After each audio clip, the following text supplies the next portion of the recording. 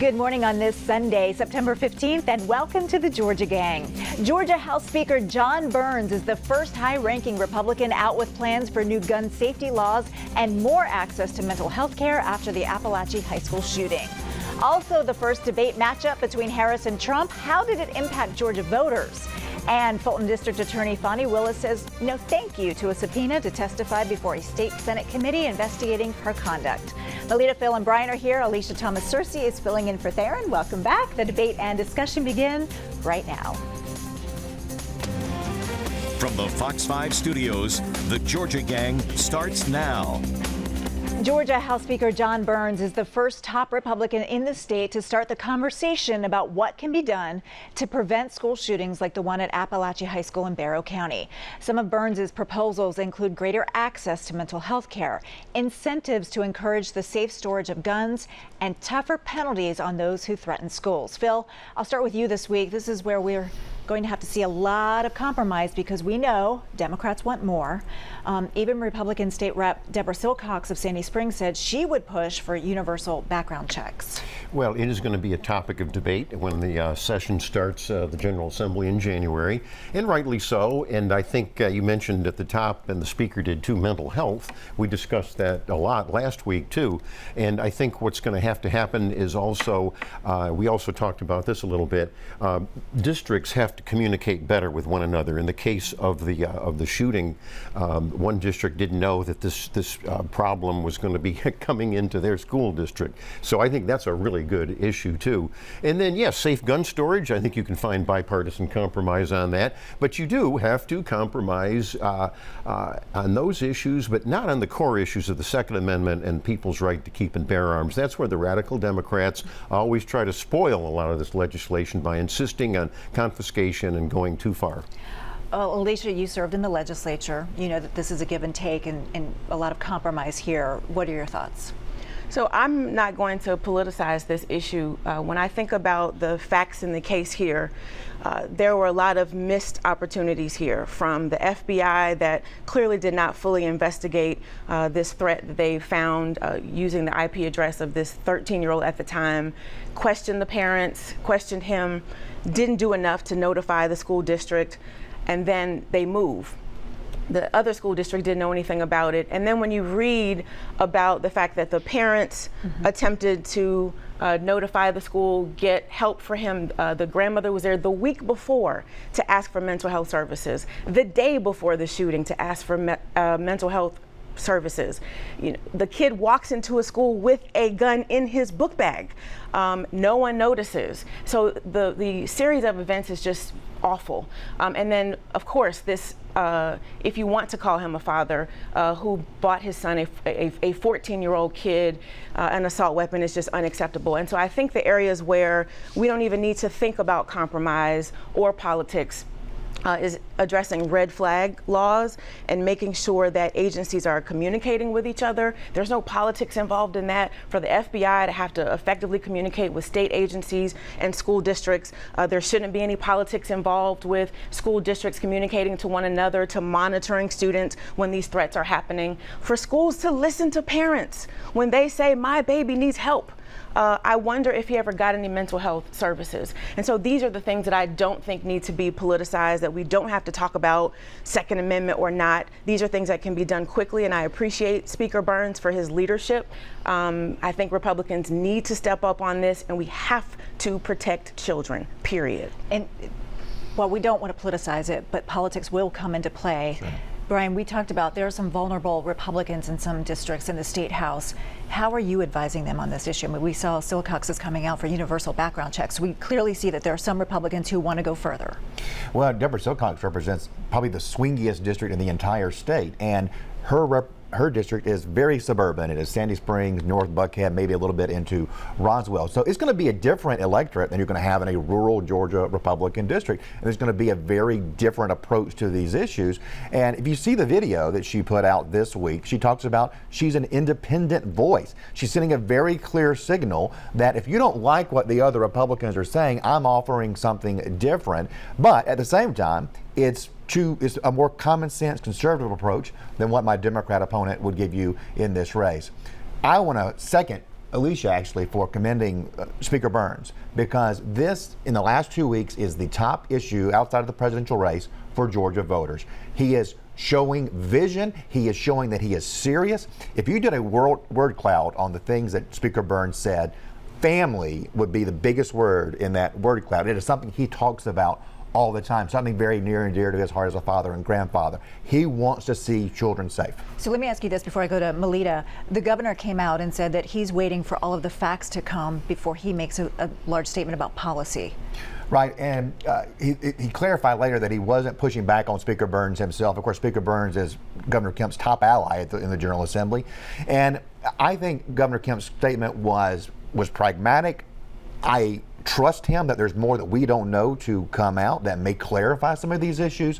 At the same time, I do encourage Governor Kemp to join Speaker Burns and Lieutenant Governor Jones in having a unified voice on things that we can get done. Voters before November need to know that Republicans have a plan. Melita. Well, I think it's going to be very important for some key races, not just the Deborah Silcox race, but there are probably about 4 or 5 races, some of them outside the metro suburbs, but most of them within the metro suburbs, where voters are going to be looking at this issue and looking at what the Republicans who are currently in office have to say about these issues before they cast their votes. And the pragmatic approach means that they have to be very careful about what they say, because the voters want some action. The voters care about the safety of children, and the voters want to see more, perhaps, than the Republicans have so far proposed. I thought it was very interesting that Jim Galloway, the retired AJC political reporter who knows where all the bodies are buried, did a letter to the editor in the Washington Post calling attention to one law that should be fairly easy for the legislature to change, and that is a law that requires police departments to put those guns back on the street when they've been seized in crimes. And some of them have ignored the laws, and they have these big storehouses of weapons.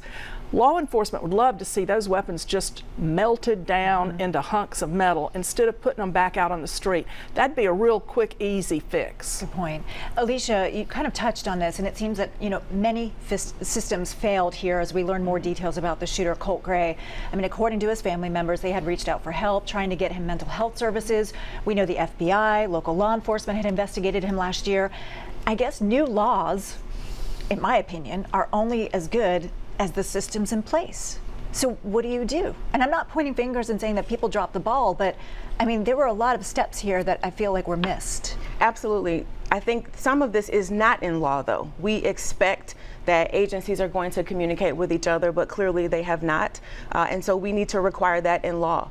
I also think that we need to, as a former superintendent of schools, districts are required to submit safety plans to the state. We need to include in safety plans this communication between school districts, right, between agencies. So that's what government is for, to protect people and to put laws in place to protect us. And in this case, we're talking about children. And so I think leaving this to chance, leaving this to hope that agencies are going to communicate is just not acceptable. We have to codify this and require this to take place on behalf of kids. Go ahead, Phil. Well, I think you're right about the communication between the school systems, and also think we need to focus more, and I touched on a little bit last week, on the police resource officers. I cited Cobb County, that they're all armed, and it was an armed resource officer that actually saved some lives at the shooting 2 weeks ago. And so those rural districts aren't having the money. So I think that's a target that we could help get at least some resource officers where there are none. Back to Alicia. Yeah, just one other point that I wanted to talk about. We haven't mentioned what happened when Colt came back to the classroom, that there was a child at the door who saw him with this gun. And while we laud all of the law enforcement and other folks who absolutely need to be praised, let's think about this student who saved the lives of an entire classroom and a teacher. And can you imagine what it was like for a 14-year-old to see somebody with a gun and make that split-second decision not to open the door? And so I just wanted to acknowledge that kid. I don't know who it was, but thank God for him and his courage and that, or her, Of course it was a girl. That decision making to protect those people in their lives. Absolutely. Well, you know, Barrow County students returned to the classroom this week as several other schools across Georgia were dealing with terroristic threats on social media. A lot of these school systems, Phil, are warning students and their parents zero tolerance. I mean, we all have, whether it's grandkids or kids in the school systems right now and in schools across Georgia. It's unnerving. Well, it is unnerving, and you're making a good point too. Students need to be educated when there are especially shooter situations. Mm-hmm. And thank goodness a lot of these systems, you know, have those ID badges with the button that you can press quickly, and the door's locked. And you're right, I'm glad the girl didn't open the door, but I like the way they have these safety features. But yeah, zero tolerance is going to be the message. All right, we'll leave it there. Up next, Vice President Kamala Harris and former President Trump squared off in what may be their one and only debate. We'll discuss next. Have a question or comment for the Georgia Gang? Email them at georgiagang@foxtv.com. We haven't seen any Georgia polls since the first debate between Vice President Kamala Harris and former President Donald Trump. So let's turn to the panel to see if they think voters were swayed one way or another here in Georgia. Melita, your take. I believe that many voters in the middle were highly energized by the outstanding performance of Kamala Harris in the debate. You know, she had just been endorsed by former Vice President Dick Cheney, whose Secret Service nickname was the Angler because of his fly fishing background. And every time she baited the hook and cast the line, Donald Trump jumped on it. And her success in baiting him into getting angrier and angrier and just totally losing it in front of an audience that was so large will really play into and pay great rewards for her as the campaign progresses. She gave a very strong performance, and her answer on abortion was probably one of her strongest, and contrasted sharply with the way the former president has been all over the map on that particular issue. Brian? If you look at the style points, did she win? Yeah, absolutely. You're right. He knew going in she was going to bait him, and he still was like, I'm going to eat it all. I'm going to eat all this bait. That said, what we've seen coming out of this is that the pundits think she won, but the undecided voters weren't necessarily swayed and pulled to her. That is ultimately what this will be judged upon. Did she get marginal, and that's all you can get. The electorate's very inflexible right now. Did she get marginal benefit from this? That's what we're going to be looking at in Georgia and Pennsylvania in particular. But I do think that those undecided voters wondered why she couldn't answer the question, were you better off than you were 4 years ago? She couldn't answer the question of, okay, where should the limit on abortion be? She couldn't give a serious answer on why she's no longer for decriminalizing illegal immigration. All of those issues that where she's flipped, the only one she would talk about is fracking because it's so politically important in Pennsylvania. That's the only reason. I think they can see through that. Did she land more punches than Donald Trump? Absolutely. But what this will come down to is, what did the deciders who haven't made a decision yet think about it? Alicia. So did she win? Absolutely. On substance, on style, on establishing who she was, and answered a lot of questions. There are a couple of things that I want to point out that are slightly different, that are not about politics, but some life lessons, and I think a commentary, on America. One is the standards that we have for people in this country.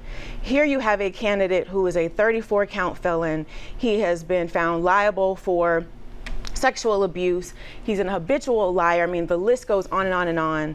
And there's a standard for him that is so far below anything else I've ever seen. And then you have a woman who is a former attorney general, a former U.S. senator, a sitting vice president, who was exceptional and smart and knowledgeable and was prepared. And so for women and for Black people, we have been taught as we're growing up that you've got to be more qualified, you have to be more educated.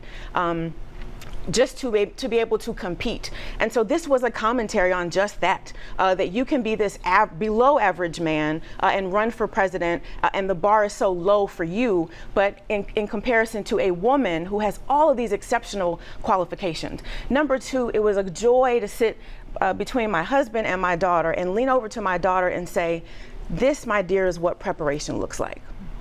Kamala Harris spent a few weeks preparing for this moment, and she killed it, as I said. The last thing that I want to say very quickly, on this show I have been criticized for being too passionate, too expressive. And so for me to watch this moment in history, I'm looking at a black woman who is my sorority sister demonstrate passion, demonstrate this level of expression, and it gave me a permission slip to authentically be myself and show to this country that when we see more women, more people of color who are in front of us, that we are different, but we have so much to offer. And so this was a powerful moment, and I'm proud of Kamala Harris. And while it may not have swayed a whole bunch of people, I think it told us exactly who she is and that she's for the people. Phil. Well, I'm going to split this into two areas of the debate. In the first area, I think Trump won on the issues. Even liberal commentators have said that she did not answer any single question. And say what you will about Trump, he's pretty transparent, even on abortion. He had his exceptions for rape, incest, and the life of the mother. He's definitely opposed to a national ban on abortion, which Harris lied and said he was. And she, of course, the other problem was Trump was debating two other Democrats along with Harris. These so-called moderators were a disgrace to journalism. There should have been no fact-checking. In fact, there was an ABC whistleblower, and I'd like to see how this unfolds, who said that Harris was given the questions beforehand and that basically she knew what was going to happen and knew there was going to be no fact-checking of her. That's outrageous because there was no fact-checking of her. There should be no fact-checking, period, with these biased questioners. Now, I think it was a draw on the overall optics. Yeah, she was prepped, and yeah, you can have anybody, regardless of color, who's really good at prep and do a good debate, but answer the questions. And the polling did show, whether it's the Siena New York Times poll, which is the liberal poll, and our own Matt Towery Insider Advantage, the undecideds broke for Trump because they wanted to hear policy. They wanted to hear about inflation, the economy. You know, she barely spoke about the inflation, the economy, didn't want to talk about open borders at all. All right, I just want to bring it back into Fulton County, the election interference case. Judge Scott McAfee dismissed 2 charges against former President Trump and an additional charge against one of his co-defendants, Brian. Well, I think we've said from the beginning here, or I've said from the beginning here, that Donald Trump and all of these defendants were overcharged from the very beginning. Democrats love to tout, oh, there's scores and scores and scores of felony charges. A lot of it, we knew from the very outset wasn't going to stand up in court and wouldn't meet the standards that were going to be required. I think this further undermines the credibility of this case. It's already been pushed into some unknown date in 2025, when if he is president, it is completely irrelevant. And that's further evidence that those who said this was a complete waste of taxpayer dollars, this is something that should be done on the federal level, if anywhere, were right. As McAfee said, these charges have to do with federal court. I would argue that all of these charges would only work in federal court. Melito. But in a separate order, also issued and buried further down in the news stories about the charges that were dismissed, McAfee left intact the bedrock count of the case, which is felony racketeering. So the core of the case remains active, remains in front of McAfee, and remains to be litigated post-election. All right. We'll leave it there, folks. Up next, Republicans looking for District Attorney Fani Willis to testify in front of a Senate committee may have to fight it out in court. We'll talk about that after the break. Join the discussion on the Georgia Gang Facebook page and watch past episodes on the Georgia Gang YouTube channel.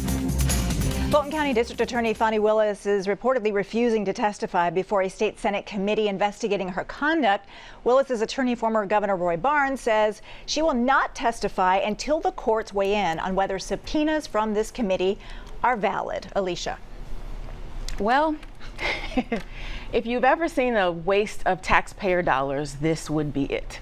When I think about the fact that this panel has asked for 5 years of emails and text messages between Wade and Willis, come on, it's absolutely ridiculous. And so I just want to remind my friends in the Senate that we have a state prison where people are dying.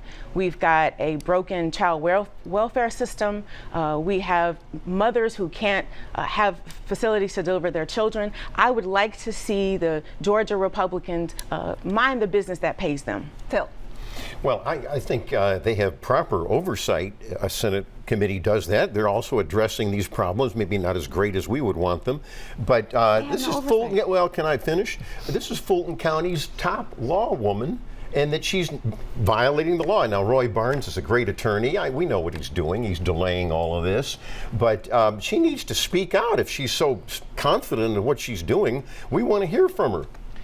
I think it's interesting to point out that the chair of this Senate committee, which is subpoenaing Fani Willis, is the brother-in-law of Governor Kemp. So in some ways, you have the forces from two gubernatorial families head-to-head on this issue. Brian? I agree with Phil that if she feels like she can defend her case, there should be no problem, right? I mean, we keep hearing what a great prosecutor she is. We keep hearing how good she is when it comes to performing in a trial court. This should be easy, right? I mean, if she thinks these people are on a witch hunt that has no basis in fact, she should be able to go in there and deconstruct the arguments that they are making and humiliate them. Why isn't she going to take that opportunity? If she's so good at this, this is her chance to show everybody. All right, let's take it to the coast, everyone. Chatham County District Attorney Shalina Cook-Jones under fire for dismissing 5 murder cases she says were compromised following the indictment of a pair of Savannah police officers accused of misconduct. Alicia, even members of her own party are criticizing her, and I know you've looked into this as well and talked to some folks there. I have. For me, this is not about race, it's not about political party. I think it's about two different perspectives. You have on one side, if you were to talk to the district attorney, she would tell you that most cases are pled, and you do that to save resources, et cetera, et cetera. She would also tell you that she had to drop these 5 cases because the police officers who were involved were lying. They didn't properly investigate. There were a lot of challenges there. On the other hand, you have a mayor who's a former police officer who I realized recently that every time there's a murder in Savannah, he's on the scene. He's in hospital rooms, talking to families, attending funerals. And so his perspective is different. And I think his sense of urgency is understood and warranted when you have people in the community feeling like they aren't being seeing justice. Brian? If I were doing a campaign ad against her, it would be this. Is there someone in your life who needs killing, but you don't want to go to prison? Consider a 3-day weekend in Savannah. You'll enjoy world-class dining, fine hotels, and a deep water harbor for disposal of bodies. All this for only the price of a very lenient plea deal. It is a bipartisan message. People in Savannah believe it because they've seen 4 years of soft on crime approaches. All right, Melita, I got to have you respond to that. Well, I think this is a very complicated thing because the politics of it are difficult. She is operating with a much reduced staff. Now, the reasons for that are up in the air, and she's also trying to use police officers who have been disqualified for evidence. Phil, real quick. All right. Bottom line, Mayor Van Johnson is pro-police, and the DA has made many statements that are construed as anti-police, and I'm glad Mayor Johnson is actually signaling to Republicans vote for her opponent. Okay, coming up, winners and losers. Stay tuned.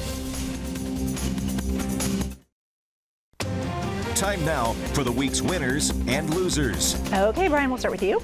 My winner is the Russell Library at the University of Georgia, which celebrated 50 years this week with a great ceremony hosted by our friend John Pruitt.